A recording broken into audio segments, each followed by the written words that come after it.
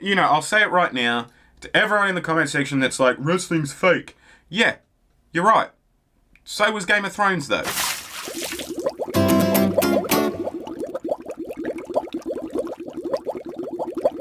What's up, Squad? It's your Squid, aka the Anxious Squid here at Anxious Squid Productions. I was a massive wrestling fan back in the day. I grew up, I was watching around the time where the Elimination Chamber came in, you know, 3-minute warning, Eric Bischoff, around the early 2000s, right? That was my prime era of watching wrestling.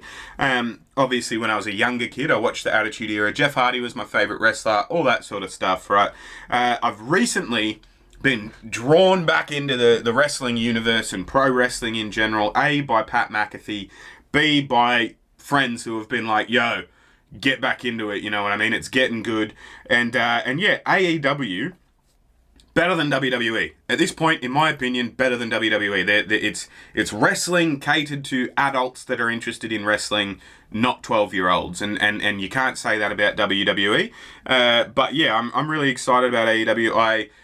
For a brief period in like the maybe 10 years ago or a little bit around that time, I was watching wrestling because I started a new job. Guy that worked there was really into it. He was into New Japan. He was into Ring of Honor. He was really into this bloke called Daniel Bryan, and he was really into this bloke called CM Punk. And he told me all about how they were revolutionizing wrestling and they were bringing it back to the flippy fun shit. You know what I mean? And it wasn't just crappy storyline after crappy storyline like in WWE. So I was into it a little bit there, and naturally he sent me a message when CM Punk came back the other week.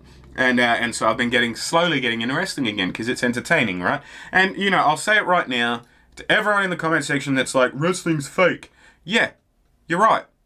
So was Game of Thrones, though. I still enjoyed that, you know what I mean? Like, entertainment, just because it's choreographed and the results are predetermined and all that, doesn't mean it's not an entertaining thing to watch. These are still flippy fucking humans doing shit that I couldn't do. You know what I mean? And they've got a cool storyline attached to it as well.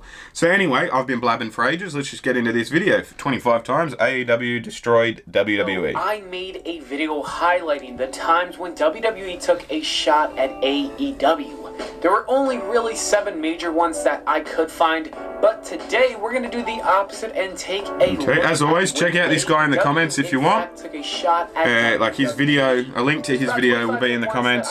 Go and give him a like, subscribe to his channel as well, and all that jazz. If you want to just watch that video without me and without all my stuff around and whatnot. Again, link is right at the bottom of the description after all the stuff that makes me money. I did want to include all of them in this video, and without further ado, let's get right into the first one with number 1, Cody shot at Triple H, right? Or nothing. I really like Cody Rhodes. AEW took on WWE. Like his dad, old-time wrestler, his brother, old-time wrestler sort of thing. Well, not as old-time as his dad, obviously. But yeah, I like it when, you know, the brothers do similar things to their dad and all that like sort of stuff. It's cool. I like it. I've got 2 sons, so it pulls on the heartstrings. At their first major pay-per-view event, Double or Nothing, in 2019. During the match between Cody Rhodes and his brother Dustin, Cody had a special entrance. Brandy Rhodes handed him a sledgehammer, and he would proceed to destroy a throne that looked very similar to something that would be featured in a Triple H entrance. Okay. This was Cody's way of destroying the king of the wrestling world, aka Triple H, Vince McMahon, and WWE. Alright, that's interesting. Shop. In the beginning of the pandemic, reports came out stating that WWE experienced a major outbreak of the virus. Many wrestlers were taken off TV and sent home for the next 2 weeks. Ooh, alright. That's rough. One of those people who did in fact catch COVID, and AEW did not allow Jon Moxley to appear on TV for 2 weeks to protect their other wrestlers. Okay. Moxley versus Cage for the AEW title was supposed to happen, and instead we got a promo by Taz saying that AEW isn't a sloppy shop like WWE. Right, alright. I didn't realize Taz was with AEW. That's interesting. Taz and JR. Would reveal to the AEW audience his new faction, the Inner Circle.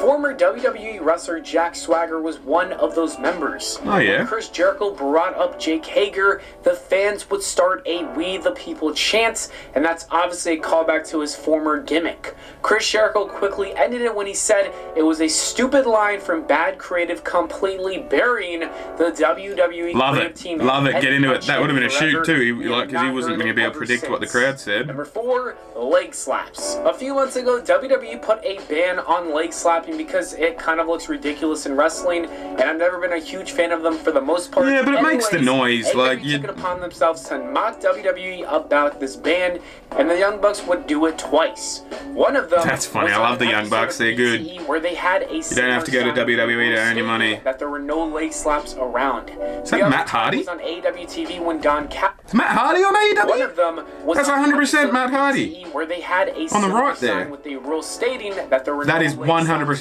Matt around. Hardy. The other time was on AEW TV when Don Callis gave the Young Bucks a t-shirt saying, "Do not slap your leg when kicking."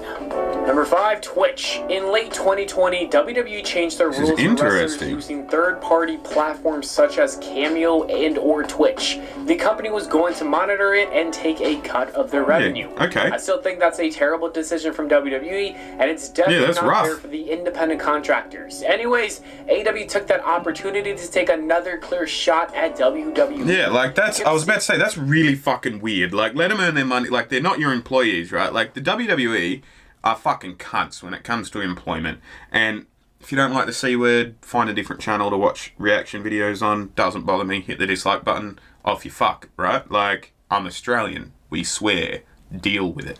And yeah, that's really interesting that the WWE was going to take a cut of their online earnings and all that sort of stuff. It reminds me of destroying and the NCAA and all the recent changes to name, image, likeness and all that sort of stuff. Like, give them fucking something, Vince. Throw them a bone. Shit. Would appear on TV with a huge sign of his Twitch to show that he was able to continue using the third-party platforms unlike the WWE, and I thought this was a great shot at WWE. Number 6, side profiles. During backstage segments in WWE, Yeah, they like the wrestlers watching the always TV work like this. activities in the weirdest positions possible. Like, what? They move to their side and look over their shoulder. It is very awkward. It's weird, and WWE probably needs to stop. Anyways, Yeah. the Young Bucks have mocked this on AEW Dynamite, making fun of WWE That's funny. in the process with this hilarious screenshot. Number 7, Saudi Arabia.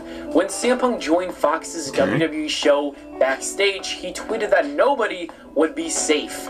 Tony Khan replied to his tweet saying that it sounded like a plane full of wrestlers in Saudi okay. Arabia, because he's trying to say that nobody's safe in that plane either. This was a direct shot at WWE, and for those who don't know, WWE wrestlers were held hostage inside a Saudi plane, and Tony Khan clearly did not give one F when he made this tweet. I did not know Break that. the That's brass full on. I'm ring. going to have to Google that. After Someone let me know in the getting comments what the over deal in was that with. WWE countless times, Were they like the a company hostages never or something? pushed Rusev to a top position. Rusev gave up on the WWE and joined All Elite Wrestling. I didn't know Rusev was over there. That's cool. Miro talked about an imaginary brass ring in the WWE. He proceeded to tell Vince McMahon and the entire WWE that they could take that brass ring and shove it up their ass. Fucking A. Number 9, blood and guts. As we covered in the last Man, I'm gonna have video, to get way into AEW. Like, I literally, when I went on my little rant earlier about AEW being better than WWE, I'm mostly just regurgitating what my mates said. I've watched one episode. Not even then. I've watched some highlights of that episode, you know what I mean? And I watched CM Punk come back, and I watched Daniel Bryan or Bryan Danielson, you know, all that sort of stuff. But, like, I haven't sat down and watched a single episode.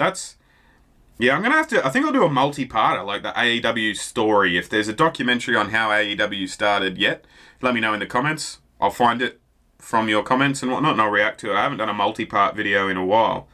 Not since, like, Dale Earnhardt or whatever. But, yeah, had too much blood and This is guts. cool. AEW took that shot and used a reverse Uno card on them by actually making it a special event. Oh, wow. This is AEW's way of saying that WWE is too soft and way too PG. Absolutely it is. The Demo God. During an episode of AEW during the summer, a Chris Jericho match or segment reached over 1 million viewers, and because of this, Good on him. AEW obviously destroyed NXT in the ratings for that week.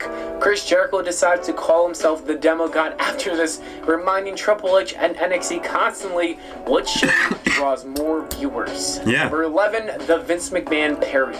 Brody Lee joining AEW was one of the best signings from the company because in a short time with the brand, Lee managed to prove that he was one of the most underrated performers. It's Luke Harper from the WWE, right? WWE clearly never properly used the He's in the Bray Wyatt family.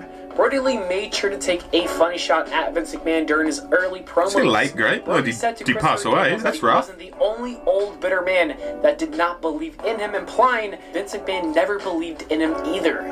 Other than that, he also shot a backstage segment yelling at a Dark Order member for sneezing, which is something Vince McMahon reportedly gets angry about, and I thought that was also hilarious. Number 12, the... Hey Google, did Luke Harper die? Luke Harper died on December 26, 2020, and the place of death is Jacksonville, Florida. Rough. I mean, that might not be the real guy. I don't know if that was his real name. They were just Brian Ellis or whatever they were saying there. Not Brian Ellis. That's a completely different guy. No, I'm thinking of Brian Kendrick. That's like that. If you want to place my early wrestling, love for wrestling, I really liked Paul London and Brian Kendrick when they were a tag team on SmackDown back in the day. If you remember that, let me know in the comments section and hit the like button on this video. But yeah, that's... SmackDown was the first show to ever air right after the pandemic changed the world, and WWE continued to have their hard cams set up the same way they usually would. Fans watching at home would stare at empty seats with utter silence. AEW, however, took a different approach. The company placed the hard cam at the stage and even had some wrestlers acting as fans that gave life to the show. Yeah, WWE saw this as a great idea and then replicated it, causing Twitter to lose their mind. Tony Khan even took a shot by tweeting the Spider-Man twin meme. Number 13, Moxley can breathe. When Moxley first joined AEW, he cut a promo Dean Ambrose for WWE fans. Breathe. This was a shot at WWE because he's implying that the talent is restricted and they have no freedom, and the former AEW champion had a lot more to say in podcasts as well, saying that working in WWE was the worst time of his career. Yeah, because they treated him like a fucking dickhead. They wanted him to act fucking mentally ill. Leave the WWE and act like he was a loser. With AEW. On his first ever appearance, he wore a t-shirt that stated "No More BS" followed by his name, Paul White. Nice. This definitely had a double meaning. No more Big Show, no more bullshit. No more Big Show, and the other one actually meant no more BS from WWE because Big Show wasn't happy with the way he was being treated towards the end of his career. Yeah, fair enough. He gave him everything. He gave him his fucking lifetime, basically. Sammy Guevara and Shawn Spears have had some beef with each other for some time now. During one of their promos, Sammy said that Shawn Spears was a failure at his old job. I see this as a shot because it's pretty much saying that WWE failed to use Ty Dillinger. Number 16, Christian's Edge. Max Caster is one of AEW's most promising and young stars because he has the ability to roast anybody on the mic. He's good on the mic? And yeah, nice. Does a good promo. Christian just proves that. Max said, and I quote, "He used to be cool, but only when he had an edge." This is a shot at Christian, calling him a washed-up former WWE wrestler who was only good as a tag because team. Of his tag team partner. That is a good roast. Number 17, Seth Rollins' suit. For some reason, the Young Bucks love to mock WWE at every chance they get. Good on him. The weirdest one has to be the company mocking Seth Rollins and copying his suits. They've taken his black jacket, then his red one, and more recently the WrestleMania Backlash one with the orange and blue mix. It seemed good on him, play hard. Seth's drip, and they were trying to make fun of his value, which I don't understand. That's nice. Number 18, I Love You. And that wasn't the only time that the Young Bucks copied something. The Young Bucks have also the HBK on Ric Flair. And Ric Flair moment when HBK said that he loved Rick before hitting him with a super kick, retiring him. The Young Bucks retiring him. He's wrestled like 28 times since. The legendary moments. Number 19, The Shield. The Young Bucks also mocked The Shield during their feud against Moxley and Eddie Kingston. Matt and Nick Jackson would perform the Shield Powerbomb with the same setup that Roman Reigns had before in 2013. Number 20, The Garbage Pack. And the Young Bucks Fuck, they're trolls, aren't they? Garbage bag incident with Mickie James from earlier this year. During an episode of BTE, they gave Brandon Cutler his belongings in a garbage bag, taking a direct shot at WWE for their treatment on Mickie James. Number 21, jerking the curtain. We have one more Young Bucks shot at the WWE, and fucking hell, this list is mostly just in the Young Bucks, hasn't it? In the Young Bucks. Matt Jackson said that if it wasn't for AEW, Chris Jericho would have been jerking the curtain at the WWE Performance Center. Number 22, Tony Khan's tweet. Nobody is safe when it comes to Tony Khan, and this is even more true when you look at this tweet. After a successful AEW Dynamite, Tony Khan thanked his fans. Oh, that's not. He fucking included the NXT stats. NXT's viewership and fucking hell. All right, mate. Number 23, The Crossroads. Cody Rhodes took a shot at NXT during his feud with MJF. On an episode of AEW, MJF stole the Crossroads, and it was one of the ugliest looking things ever because MJF clearly did not know how to perform it. Yeah. That's when Cody Rhodes said that the move was being done incorrectly on 2 different shows, implying that Damian Priest also does not know how to perform the move either. Number 24, AEW beats NXT. AEW defeated NXT when it comes to the ratings battle. I think we can all agree on that. Chris Jericho actually provided some thoughts on the competition, noting that AEW wanted to drive NXT screaming and yelling away from Wednesday nights. Yeah, fucking and that's exactly what they did. That is what he said, and that's kind of crazy to think about it, but it's true. And 25, Tony versus Nick Khan. I was about to say something there, on this list is the recent promo where Tony Khan basically destroyed Nick Khan, calling him out on these New Japan rumors. It was such a bizarre promo that you would never expect in a million years. However, most AEW fans liked it. Anyways, that is it for the video, guys. Thank you so much for watching. Alright, yeah, that's interesting. That's why is the Hurricane, and that's, I'm going to click that just to see what that is. And WWE. It was a good thumbnail. I'm going to watch it after this one. Yeah, thumbnail sucked me in with those two. But anyway, that was a really cool video. I enjoyed that. Thank you guys for watching it and whatnot. 25 times AEW, like, trolled WWE. That's really cool. I'm excited to get into the AEW. I think I'll watch a video in the next couple of days. I'll react to it about, like, if I can find it, I'll do a multi-part story to, like, you know, how they came to be, what their origin story is, and all that jazz sort of thing. But, alright, I'm going to get on with my day and whatnot. As always, guys, if you enjoyed what you saw, hit the like, hit subscribe, do me a solid. If you want to give me money like these guys do that. And, yeah, click on one of my videos and keep watching more stuff of mine. That really helps. I'll see you guys when I look at you. You'll see me when you look at me. Thanks so much for watching.